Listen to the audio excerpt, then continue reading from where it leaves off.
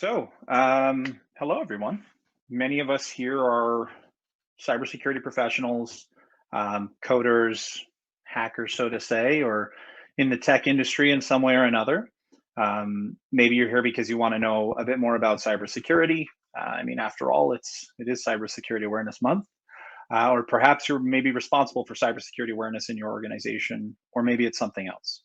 But unlike most sessions on cybersecurity, this session is a little bit less on tech and more about us as individuals and human behavior. So, this session is called No to No because security professionals are used to being told no when they're asking for things like money or resources because they either couldn't properly enunciate their needs or weren't able to communicate the risk in the terms of the business. And in this session, we're really going to focus on human risk, and the goal is to be able to really move that needle from hearing no with an N to having people be in the know.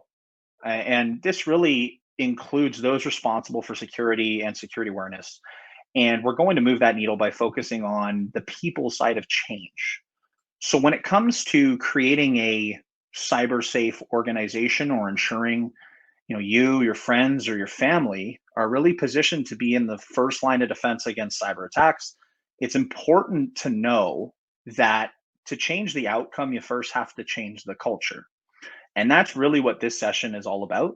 How can we have a better approach to cybersecurity and specifically around security awareness through culture and behavioral change to get the results that we need? So, for those of you who don't know me, I'm Mike Melo. I'm the Chief Information Security Officer of Life Labs.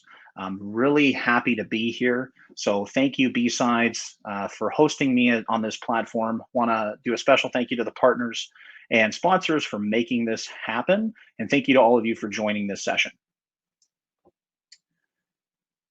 So we'll start off by, companies have really spent decades really beefing up infrastructure technology. But when you look at report after report or news stories on most cyber attacks, the majority of incidents, if not most breaches, actually come from human error. Somebody's either clicked something, an autocorrect, data was left at risk, misconfiguration, etc. So, as someone who's been through a breach and has seen it on both sides, I can tell you there is no golden image of security. It just doesn't exist. I can tell you that what I recommend to clients for security defenses, it's not a one size fits all cookie cutter approach. It isn't the way to go. There are no two security programs that are alike. Even for your security awareness program, it really comes down to the threat specific to your organization, industry, your risk tolerance, and also your appetite and your executive leadership and organization's appetite. So, what I'm going to talk to you about here is cold hard truths. And before we get into all of the other elements that I'm going to talk about on culture and change, there's a few things that I want you as listeners to know when it comes to changing behaviors. And I bring these up because these are really the foundations to whatever you're trying to do in culture or cybersecurity awareness. And I call them the cold hard truths of change. So, number one, change is deceivingly difficult. Our natural reaction to change as humans is resistance, right? We have neuroscience that tells us that it's tough to change behavior. In fact, we often need that light bulb or aha moment to generate insight before we change. This can obviously explain why many organizations put security awareness on the back burner or keep it just compliance based. Of course, until they've had a major incident or breach or a change in regulations, then it becomes a priority. There's actually even a quote when it comes to change, and it goes like this: even a baby with a wet diaper wants changing, but even then, it cries throughout the process. And I think we've all maybe experienced a bit of this, especially when COVID came out and how we really had to change and adapt our behaviors in order to facilitate very natural day-to-day items, such as going grocery shopping. So, cold hard truth number two: Leaders often underestimate what is actually required to transform behaviors. When it comes to focusing on culture and security awareness in an organization, very often these types of behavioral changes and initiatives are given to an IT manager, a director, or someone from a business unit, and often it's treated like a project. They minimize the importance of this by not necessarily setting people up for success. And I've seen this on so many projects, or where project managers really try to manage change projects by, but really, there's an important distinction that you have to be mindful of. So when it comes to projects, the goal is always implementation. When it comes to changing behavior, our goal is adoption. So these are two very different goals. So that was cold hard truth number 2. Now, for cold hard truth number 3, watch this video really quick.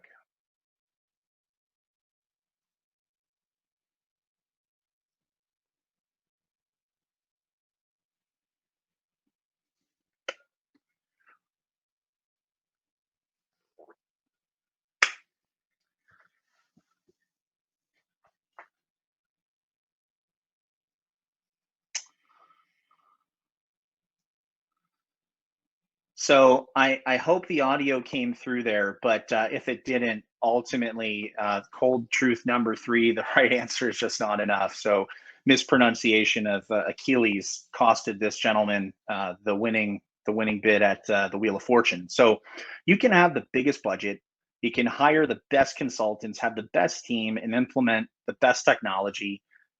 But of course, it only takes one individual to pull out that piece of the Jenga tower to make it all come crashing down. People always think they have the right answer. But if you implement every security tool out there, but your people and culture don't promote a culture of individual responsibility and accountability, let me tell you, your right answer is just not going to be right enough. And in fact, it's not that it's not right enough, it's also that your investment becomes somewhat less valued or worthless. Cold hard truth number 4, organizations don't change. It's actually the people that change. So the fact is, when it comes to how an organization changes, it's important to recognize that the people inside are the ones who go through the change itself. And unless they do and go through it successfully, the organization simply won't change. So when we talk about states of change, any organization going through change, there's generally 3 states. So the first one is the current state. This is basically how the operation or organization runs today. We have a transitional state, which is, of course, the organization is now moving from current state to their eventual future state, and they're still operating with some current state realities, right? And then finally, once they're working as they're supposed to be, they're now in the future state. So similar to how organizations go through states of change, so do individuals. And let's talk, if we take learning through phishing as an example, I can demonstrate this a bit easier. So, current state, right? How are we doing today? Perhaps we're opening a bunch of emails, we're clicking on things. No one knows what they're doing, and they're not very hyper aware to, what not to do. Now, that may seem very rudimentary to us as security professionals, but to other people, it doesn't, because their day to day job just isn't about security. So we look at the transitional state, right? We've now applied some security awareness training. We've implemented maybe a fish reporting button. And then you start having people adopting that behavior, and they're starting to slowly recognize some of the signs of phishing. And then, of course, as we achieve our future state, this is where not only can we spot the signs of phishing, but we're actively reporting those suspicious emails. And now you're really reducing your human level risk in the fact that your baseline, your click rates are significantly dropping and reducing. So for an organization to reach its future state, and especially, when it means people have to change, it requires that all individuals go through their own individual transformations. In fact, organizational change is really only realized once the majority of individuals have actually gone through that change. So, through their current state, their transition state, and then they're operating in their future state. So, again, The organization itself doesn't change. It's the people inside who do. And only once they've made personal transformation can the organization realize the benefits from that change. And this is a cold, hard truth because the people really, for the people to do things differently, they require learning new behaviors. So, cold, hard truth number five, communication is not what you want people to know, it's what you want them and how you want them to feel. And by having your people feel a certain way, you can have them take the necessary actions to adopt behavior. So, cybersecurity is a major concern for most enterprises, right? However, using the same old approach, which we see over and over again in trying to move people in one direction, just doesn't work as it did decades ago, right? We already know that protecting your organization is really about minimizing your risk. Yet people, simply continue to focus on old school logic based communication in an attempt to move the behavioral needle. So the problem is that logic makes people think, but emotions make people act. And this is critically salient when today you have people who are influenced by Instagram, TikTok, Snapchat, any of these social media platforms and everything else.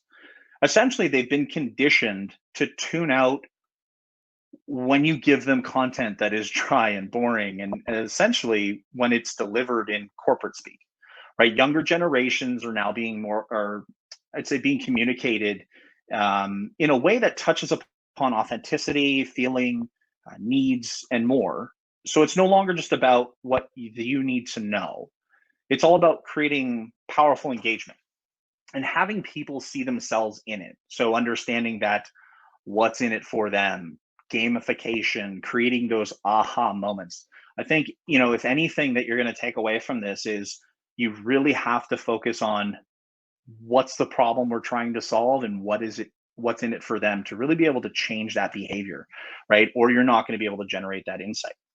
So this is especially important for cybersecurity because you have to work even harder to have people buy into something that up until recently they didn't think about because it wasn't necessarily a threat to them, right? So for the most part, people take and think organizations do magic with security. Security is this magical layer of protection.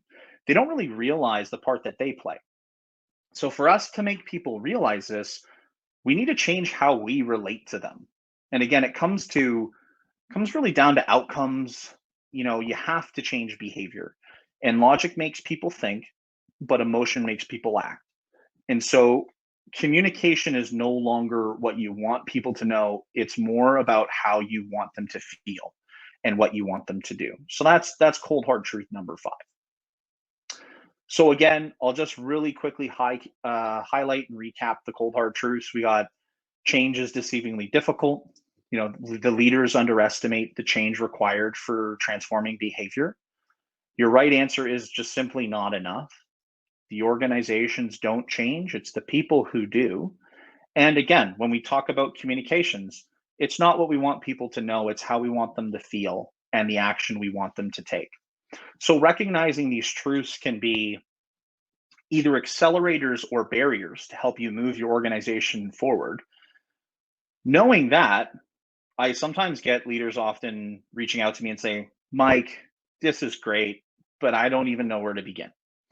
And very often, when speaking to groups or other executives on the topic of security awareness, there's always this, I'd say, four hyper focused key questions. And the questions I'm most oftenly asked are the following. So, first one being, how do I gain executive support for my initiatives? So, and this is really, how do you gain that support when it comes to security awareness and changing the culture of how we do things? And us in the field of cybersecurity recognize the value that our security awareness initiatives provide, but those not in the field may not. And so, this being executive support is one of the first things people think of when they're either in a new role or become responsible for a security awareness program. And when they need to have a ground zero starting point. So for other other listeners who may be in leadership roles or influencers, we all recognize that money doesn't come easy when you're going cap in hand to the board or an executive leadership team.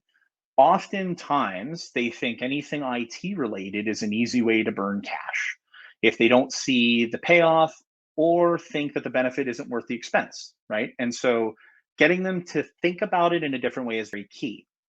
And I'll explain something and the reason why I've been using the term cybersecurity versus infosec, the long debated question of our time. um, this is actually a reason why I refer to our security program as a cybersecurity program versus an infosec program. There's this perception and a mystery to business people when they hear the term cyber and cybersecurity versus infosec. They've also been conditioned by mainstream media to understand that cybersecurity has somewhat of a negative connotation because people are being breached all the time. And if you really think about infosec is still very IT focused in the lens of executives.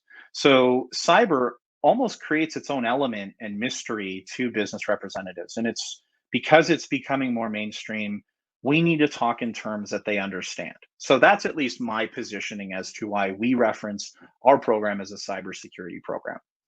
But here are two ways you can ensure to work on in getting your message across. First and foremost, build a business case, right? You have to illustrate the need, your reasons, a cost, and most importantly, the why. You have to be sure to articulate what's in it for them, or you're not going to get the support. And then two, once you get the support, create a stakeholder engagement spreadsheet. This is a great way to ensure that you're engaging your stakeholders on a regular cadence to ensure that they are in the know. Another question I'm often asked is, if I'm going to build a program, how do I know what metrics to use for decision making? And of course, this obviously leads to the question, well, what does success look like? Right? This is often an area that people get wrong. They think of success in terms of, well, we implemented something, so we're good. But implementation and adoption are two very different things. As I said earlier, right? Projects are very focused on delivery. Change is all about behavioral adoption, right? So you can implement the best security program, but if the people don't adopt your behaviors, you're just not going to be successful. And then if you're not successful in that regard, what have you really achieved, right? So for most programs, they're usually focusing around phishing metrics. While this can be a great start, this doesn't really touch on the human risk side. And I'll touch on this just in a little bit in some upcoming slides. So the next one, what should my security awareness program look like? This is a very common question. And I have to say, it's a bit ironic because there are so many who never actually even ask this question because in their mind, they have it all figured out. Even before they get the funding, they know exactly what their security awareness program should look like. And really at the same time have no idea what their risks are or what they're trying to truly solve for. I've had people responsible for security awareness and culture programs tell me about the great phishing tools that they use and how they do this or that, and yet it's very often that they're not even 100% sure of why they're doing it. And so finally, the most common question I get is, how do I get my transformation to happen? How do I get my program to be transformative? How do I change minds and hearts? And how can I position my people to be a powerful frontline shield in my company's security posture? Right. And so these are all really great questions. In fact, they're questions you should never, well, actually, they're questions that you should be asking, how they also lead into a larger trend. And this trend that I'm seeing out there is really a focus on tools and activities. So the focus on security awareness and security culture tends to either be activity or deliverable based, but it's rarely cohesive and often lacks that big picture and direction. So if you have ever asked one of these questions or currently thinking, about one of them in your head, just know you're not alone. And so, with that, let's put forward a question as a starting point of where should you begin? So, when it comes to organizations that have had success in dealing with significant change, and especially ones involving the people side of change, research really tells us that using a structure is the best approach in getting this done and succeeding. As well, you want to keep your focus lens on technology or individual separate components, and more on an initiative front that allows you to make informed decisions on what tools and components that you need. So, to be able to know how to ask for money versus just justifying asking for it, right? To be able to know what metrics to consider, or to be able to know what your program should look like or how to make it transformational, you need to have an approach that leverages both the perspective required to understand your threats and vulnerabilities, and most importantly, your human risk perspective, but one also that aligns with the natural flow of change and how you can really use organizational levers to support that. So earlier this year, I was working alongside an expert in behavioral change, and we adopted this foundational model. And it's a framework of sorts, and really it balances behavioral change, and that is really how people go through change, with how one can develop or structure security awareness, and we call it the Cybersafe Accelerator. So the Cybersafe Accelerator is a five-staged approach that puts specific tasks, mechanisms, and actions in five key stages. So with the accelerator framework, there isn't just one starting point and an end point. You can begin at any point, really, depending on where you are in your program. However, there is this logical beginning if you're just beginning a new program, right? But each phase is focused on a fundamental area for success where there are different goals and objectives. And each phase also makes you ask and answer those critical questions, right? Which will not only guide you in your approach, but also make it so you have a sense for your organizational direction, right? So, in a moment, what I'll do is I'll highlight the key phases and some of the questions in those phases, and you'll specifically notice we're not going to be very focused in just one area of security awareness. This accelerator allows you to organically determine your path forward. And what we'll cover here is just a high level snapshot of the accelerator framework, but it's a great starting point nonetheless. So, in the accelerator, we have the five phases. The first one, we're going to assess risk, right? This is really about you understanding where you currently are as an organization in terms of your risk level. And then once you've assessed that risk and defined your top risks and behavior, then you need to assess your targets. And by targets, we're actually talking about your people, your groups, your teams, and once you've assessed your targets and essentially understood your audience, it's now time to develop the plan. And this is where you put together all your roadmaps, your tactics, strategies, and then naturally you would execute the plan and kick off and engage and train. And then, of course, you measure and evaluate how you're progressing, how you're doing. And this is where you start making more informed decisions on how do I see continuous improvement in my program, right? And really, all of these three things are underpinned in this triangle in the framework, with a focus of people, leaders, and culture. So let's dive a bit deeper on this. So I'm going to walk through each one of the phases.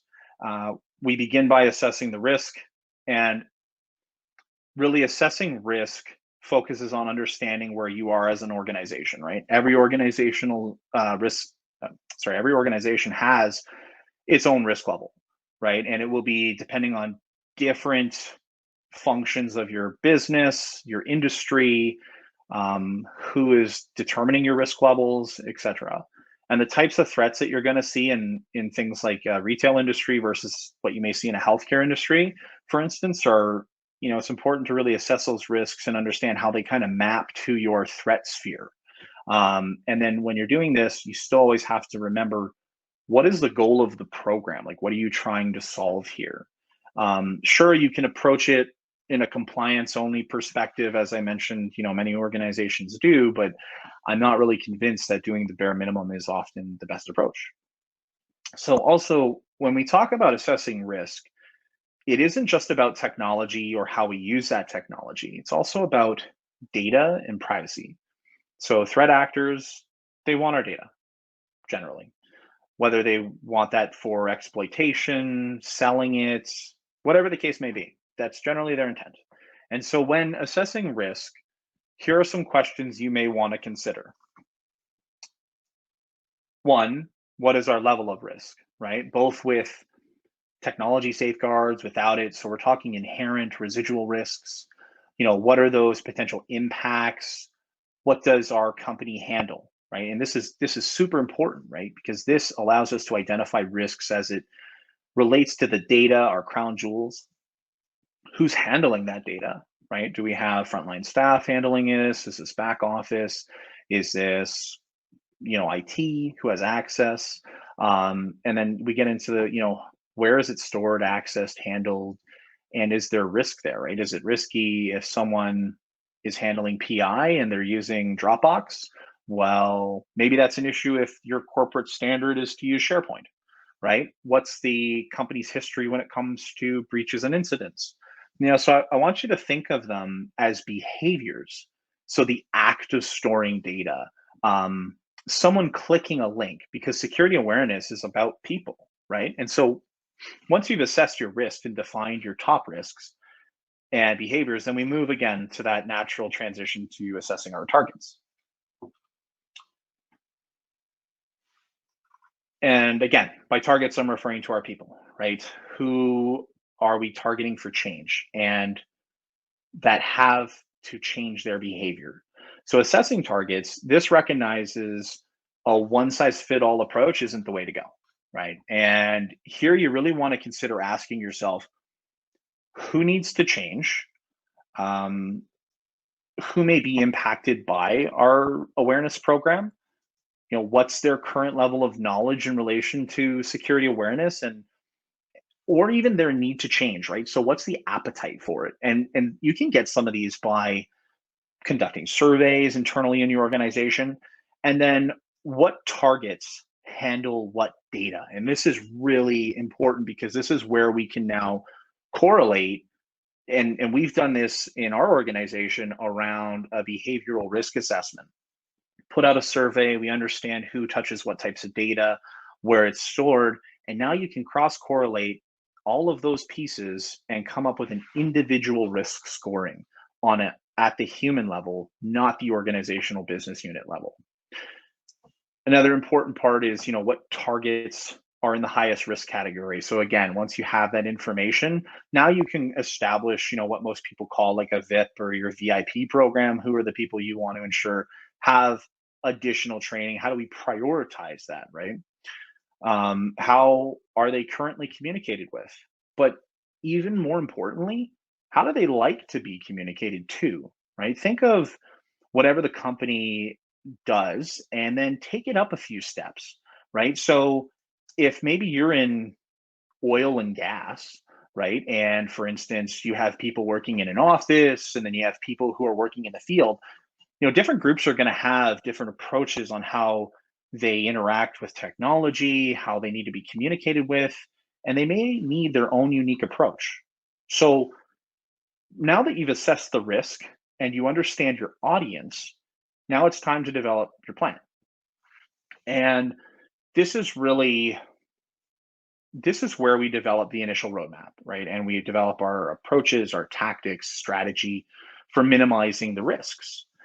And it's here that we focus on our overall strategy and approach. We have set defined goals for the program. We're defining what that success looks like. And again, not just from a metric point of view, but what's the transformation that an individual needs to go through, right? So solidifying and confirming what are the types of key behaviors we need to focus on and based on the risks and understanding of our targets. And then applicable change streams, right? So often we need a stream for training, one for communication and engagement, and often one for leadership. And we often overlook the fact that leader led training can be a key to success, right? So train the trainer and allow them to engage their staff and work directly with them. But don't forget, because most employees look towards their leaders, right, for advice, for answers. And so when you want to ensure that all leaders across the organization are consistent in the messaging they gave, it's important that you take a train the trainer approach. What are our reasons for the change? So again, it's not just an organizational perspective, but it's for individuals, right? So have we defined that what's in it for them piece? And how will we handle resistance? So again, like I mentioned, change, our natural instinct is to resist it, right? We had to line up a certain way in a grocery store. We had to wear our masks. We have to sanitize. Like there's lots of things that happen during COVID that are very applicable, and things that happen in your mainstream day to day that are very applicable to the security awareness change situation, right? And then what roles do leaders play? What role does the culture play? And how can we leverage leadership, sponsors, and culture to really drive this to success? So, one of my change streams is often leadership development to ensure leaders walk the talk and lead by example. Right. I often spend a lot of time coaching leaders on how to bring security awareness into weekly meetings or part of their dealings with employees. Um, how are we measuring the change journey and mapping our activities to the change? And this is really important, but you have to recognize how people go through change and align your communication to where they are in their journey, right? It's change isn't an event, it's a process. So again, really focusing on developing the plan. How can we leverage leadership to help deliver our objective? And then the next one is engage and train, right? So we've identified risks, we've identified our target group, and now we've developed a plan. So now it's time to enact on it, right? And it's all about executing that plan. So this is part content and part delivery and approach, and really all about your people being engaged. So this is where your content should address your risks, but really done in a way that aligns with where your people are in their change journey. And when we talk about change journey, it's it's about recognizing that change is a process and not an event, as I mentioned. So we know from research that people go through different phases of change, from awareness to buy-in to knowledge, etc. And when you're engaging in training, you can do many different things. And of course, depending on the audience, right? So micro e-learnings, um, computer-based training, long-term phishing campaigns. We actually implemented something called cyber moments. So it's driving cultural awareness through key concept trainings at every meeting.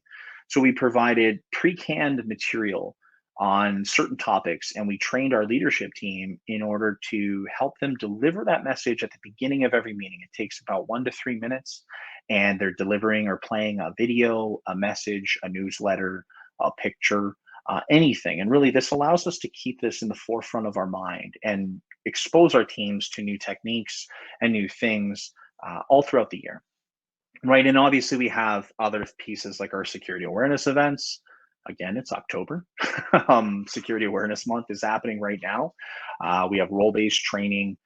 Even I suggest leveraging your intranet site, or even maybe making hiring a guest speaker to come in and talk to your leadership team about this, right? So some of the questions you're going to ask yourself when you want to engage and train, they're going to include, how are we leveraging initiatives, or sorry, innovative approaches and tools so that we stand out, right? How do we create aha moments? Are we solely focusing on logic, or are we using emotion, right? Where are the specific actions that we want? And What can we do to embed security awareness in daily culture? And then finally, the what's in it for them piece, right? Again, I stress the importance of this. If you don't make them see that light go off, you're going to have a very difficult time changing behavior. So finally, execute your plan based on where they are in their personal change journey, right? So it all has to be very logical. However, you have to have a strategic approach into how you're going to really engage with your people. And then finally, we're going to measure and evaluate. So this is all about ensuring that you have first a baseline of data. So lots of people start off with an initial baseline phishing campaign. There's a million things that you can do here to measure, from phishing click rates to, who's reporting phishing, employees who prevent social engineering. But as well, this is also where you can evaluate the effectiveness of your program. So you develop the beginning of a metrics program to really develop the plan throughout your goals. And this is where you look at them, right? And it's either, of course, correct or, begin to celebrate success and then reinforce and improve. So metrics kind of allow you to establish your journey and help you set it forward and move through it. So in this phase, some of the questions you may ask are, how important are metrics to us, right? Have we established our baselines? What behaviors have numbers behind them? And then we can talk about cultural metrics and then also engage stakeholder partners, right? HR is a great stakeholder that you should definitely have involved in your security awareness program. Now, are we seeing pockets of resistance? Where do we need to focus more of our attention? Again, going through that VIP program, where are your VIPs? Are they doing well? Maybe you have resistance pockets and now that risk is elevating, right? Where are we succeeding and why? Why are people doing what they're doing, right? So understanding, here's a great one. You conduct a phishing assessment and you send a post-click survey, right? Someone clicks on a link, send them a survey after. Ask them what they were doing during their day. Were they rushing? Were they in between meetings? Did they just not see the signs of a fish, right? All of these things are very important in helping us understand why people are doing what they're doing, right? So there you have it. A quick overview of the Cybersafe Change Accelerator. And in the center, again, you have the model is encompassed around people, culture, and leadership. And those are three levers you can always use to support your efforts through targeted activities and process focused on these key areas of change. So before we end, I want to show you this number. And I don't want to try and keep this, kind of interesting. And, this isn't a special number. In fact, there's nothing remarkable about this. This isn't like some version of pi or, some prime number that's kind of sitting out there. However, if you look at it closely, there's a pattern here. And in the next 30 seconds, if you can guess what that pattern is, type it into the chat. So I'll give you some time here. And actually, I don't even know if I can see the chat in this view, but let me just quickly exit that and I'll see if anybody has any guesses. Phone numbers, looks like a pager. Yeah. So let me just reshare the screen here.